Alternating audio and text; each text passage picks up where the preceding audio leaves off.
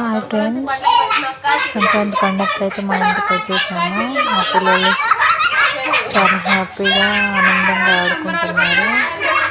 మేము మా పిల్లలందరూ అమ్మమ్మ వాళ్ళ ఇంటికి రాము. చూడండి, అమ్మమ్మ వాళ్ళ ఇల్లు అంతా కలకలగా ఆడుకుందాం.